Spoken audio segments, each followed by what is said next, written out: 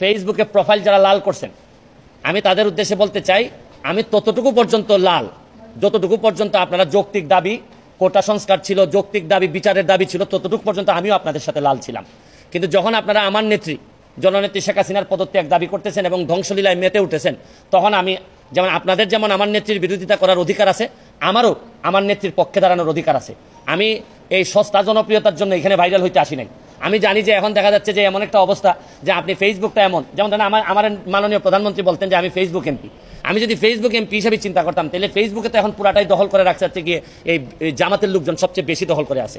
তা আমি এখন সরকারের বিরুদ্ধে একটা কথা বললে আমার তো বলার ক্ষমতা আছে, আমি তো স্বতন্ত্র এমপি, আমি যা ইচ্ছা সরকারের বিরুদ্ধে বলতে পারবো। তা আমি তো একেবারে এখন তো আমি মানবতাবাদী, শুধু মানবতাবাদী না। দেখতেন আমি যদি আজকে খালি সরকারের বিরুদ্ধে বলি, কালকে থেকেই সবাই বলবে যে সুমনকে আমরা প্রাইম মিনিস্টার দেখতে চাই, প্রধানমন্ত্রী দেখতে চাই। তা আমি তো ওই প্রধানমন্ত্রী আর লোভে আসি না। এখানে আমার রাইট রং বোঝার সক্ষমতা হয়েছে, আমি পড়াশোনা করে ব্যারিস্টার হয়েছি।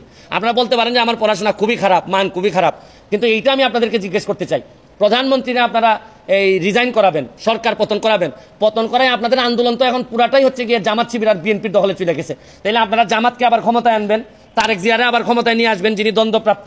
তাহলে আপনারা যদি এইগুলো আনেন, তাহলে আজকে আপনারা এক দফা চাচ্ছেন। এক দফায় কি মনে করলাম যে আপনাদের এক দফায় আমি মেনে নিলাম, মাননীয় প্রধানমন্ত্রীকে বললাম যে আপনি কি করেন, পদত্যাগ করেন, ছাত্ররা মারা যাচ্ছে এই না আমরা বললাম, তারে স্বতন্ত্র এমপি হিসাবে আমি তারে বললাম।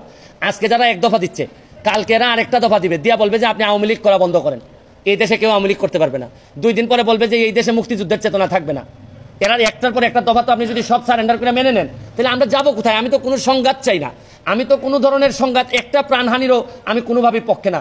যতগুলা ছাত্র মারা গেছে তাদের প্রতিটা ছাত্রের আত্মার মাগফিরাত কামনা করা এবং বিচারের ব্যবস্থা করার জন্য আমি সবচেয়ে, শুনেন, এখন হয়েছে কি, দুর্নীতির বিরুদ্ধে যুদ্ধ তো নাই, এখন তো নতুন আরেক যুদ্ধ তৈরি হয়েছে। দুর্নীতির বিরুদ্ধে যুদ্ধ শেষ, দুর্নীতিবাজ যত যে যার মতো করে সেফ আছে, অনেক দুর্নীতিবাজ হয়তো দেশ ছেড়ে দিবে, এদের তো কোনো ঝামেলা নাই।